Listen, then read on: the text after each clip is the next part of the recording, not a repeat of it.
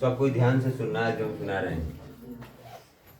ऐसा देखा गया है कि सुनो, जो बच्चे पढ़ाई में अगर शुरुआत से ही अगर अच्छा से ध्यान देते हैं, जो पहला दिन की रुचि है अगर उसको बरकरार रखते हैं तो उसको आगे वाले विषय में दिक्कत नहीं होता है।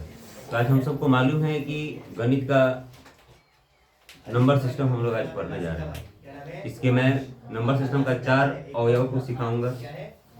इसे आप क्या करेंगे, इस प्रकार की कॉपी में जो फॉर्मूला वाला कॉपी बनाए हैं उसमें आप रखेंगे।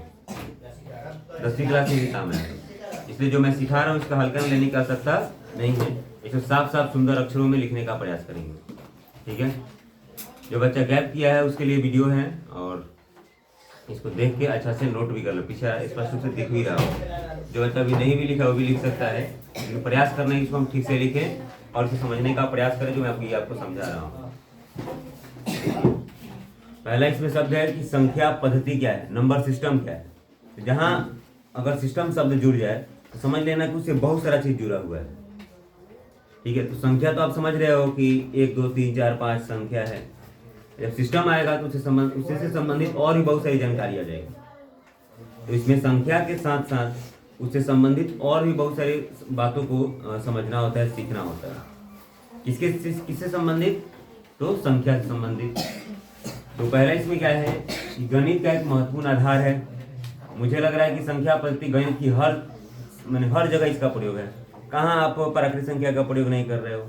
12वीं क्लास का जब आप मैथमेटिक्स पढ़ोगे उसमें भी आपको सम संख्या विषम संख्या आएगा, समझ रहे हो ना। आप लोग जानते हैं कि सम संख्या 2 से चालू होता है, मालूम है ना। लेकिन सम संख्या कहाँ चालू होगा, 0 भी सम संख्या है, बुझा रहे बात।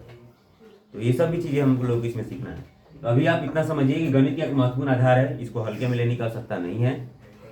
इसमें संख्याओं को लिखने और उनके नामकरण के व्यवस्थित तरीकों के बारे में दिखाया जाता है या समझने का प्रयास किया जाता है, ठीक है। अब इसके बहुत सारे अवयव हैं जिसे मैं आज केवल 4 ही पढ़ा हूँ, 4 ही बता रहा हूँ। इसको आप बोल बोल के अगर 1 2 बार आप देखते हैं तो आपको याद हो जाएगा। इसको याद रखना ही है समझ के, ठीक है। इसको तो इसमें बहुत ज़्यादा नहीं कुछ समझने वाला, इसके ये केवल समझने वाला है और सब इसे याद रखने वाला है। तो पहला है आपका नेचुरल नंबर। इसको हम लोग हिंदी में प्राकृतिक संख्या कहते हैं। क्या कहते हैं, जो विद्यार्थी लिख रहा है तो रुक जाओ, एक साथ 2 काम मत करो, ठीक है। ये भी यूट्यूब पर भी जाएगा, वहां भी आप लिख सकते हो, नहीं तो थोड़ा देर रुक जाओ। तो नेचुरल नंबर प्राकृतिक संख्या। तो सामान्यतः हम लोग कहते हैं गिनती की संख्या को क्या कहते हैं, प्राकृतिक संख्या। तो गिनती में तो आपका 0 भी आ जाता है। कुछ लोग लगते हैं तर्क करने, तो इतना आप समझना कि इसमें तर्क वगैरह के चक्कर मत रहना। सीधे आप समझना कि जो संख्या जैसे प्राकृतिक संख्या तो 1 2 3 4 5 कहाँ तक, 10 तक या 20 तक, अनंत। इसी सबसे रोचक बात यह है प्यारे, प्राकृतिक संख्या का आपका जीवन खत्म हो जाएगा, आपके आगामी आने वाली कितनी पीढ़ियां खत्म हो जाएगी, लेकिन नेचुरल नंबर कभी खत्म नहीं होने वाला है।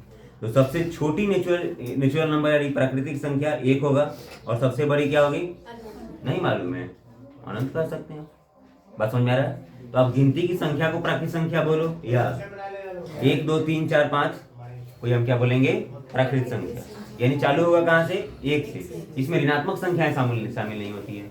आया समझ में आपको, याद हो जाएगा। कुछ लोग तर्क करेंगे गिनती की संख्या को कहते हैं, तो गिनती की संख्या में तो 0 भी आती है, लेकिन आपको इससे कहाँ से चालू करना है, 1 से चालू, ठीक है।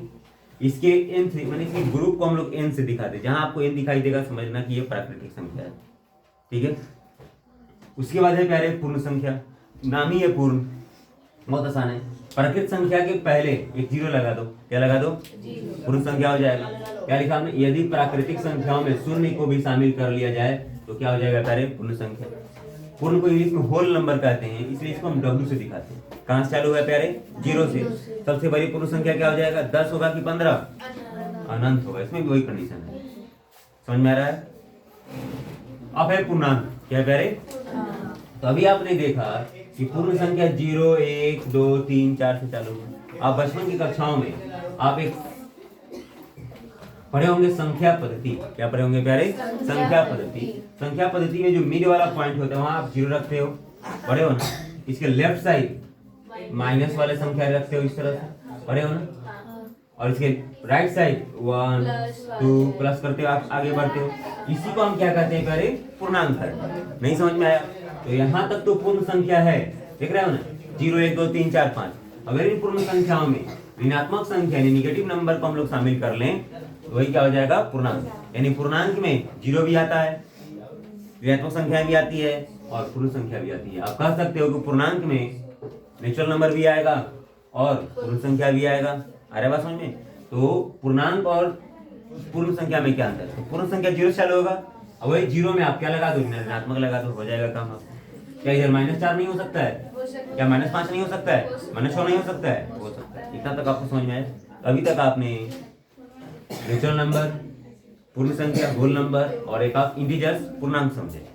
आज आप जानने जा रहे हैं परिमेय संख्या, जो बहुत इंपॉर्टेंट है 9th क्लास के लिए। पहला है वैसी संख्या जिसे p/q के रूप में क्या कर सके, हम लोग लिख सके, परिमेय संख्या कहते हैं। लेकिन p/q के रूप में लिखना ही सफिशिएंट नहीं है, इसमें एक और शब्द आपको जोड़ना पड़ेगा, तथा q डज नॉट इक्वल 0 होना चाहिए। इसका मतलब क्या होगा, यानी q 0 के बराबर नहीं होना चाहिए। यानी किसी भी संख्या जैसे 2/3 परिमेय है, 5/7 परिमेय है, ठीक है, 1 परिमेय है, 5 परिमेय है, -3 परिमेय है, लेकिन 0 भी परिमेय है। 0 भी क्या है? लेकिन वही अगर आपका 3/0 परिमेय नहीं है। क्यों नहीं है प्यारे? तो ये वाला तो p हो गया और ये वाला क्या हो गया, q। तो q 0 के बराबर नहीं होना चाहिए। अगर q 0 के बराबर हुआ तो उसको हम परिमेय संख्या नहीं मानेंगे। अरे बात समझ में? तो इसलिए मैंने यहाँ लिखा कि q 0 के बराबर ना हो। और ये p और q क्या होना चाहिए, पूर्णांक होना चाहिए। क्या होना चाहिए? इसका डेफिनेशन हिसाब से देखेंगे तो अधूरा ही है कि वैसी संख्या जिसे p/q के रूप में हो, जहाँ p और q क्या हो, पूर्णांक हो। या p और q क्या होना चाहिए पहले, पूर्णांक। आप याद रख लेने, इसे उदाहरण के थ्रू है तो आप समझ जाओगे कि जब माइनस संख्या आया है, 0 आया है, तो पूर्णांक तो होगा ही। तो वैसी संख्या जिसे p/q के रूप में लिख सकते हैं जहाँ p और q क्या हो, पूर्णांक हो और q 0 के बराबर नहीं हो। यानी कि बताओ 0 परिमेय है कि नहीं है? है। लेकिन वही 5/0 परिमेय नहीं है। क्यों नहीं है प्यारे? क्योंकि यहाँ q 0 के बराबर है। समझ रहे हो बात? अब बताओ -3 परिमेय है कि नहीं है? -2 है कि नहीं है? तो कल मैं आपको अपरिमेय, सम संख्या, विषम संख्या, अभाज्य संख्या आगे सिखाऊंगा। मेरे समझ से आप इसे एक बार अच्छा से देख लें। ये जो वीडियो अपलोड हो रहा है, अगर आपके पास टाइम है, मैं तो नहीं कहूंगा कि जिसके पास पूरा फोन वगैरह चलाओ या फोन में से पढ़ो, लेकिन ये ऑप्शनल है। अगर आपको ऐसा मन कर रहा है तो आप वीडियो देख सकते हैं, ठीक है।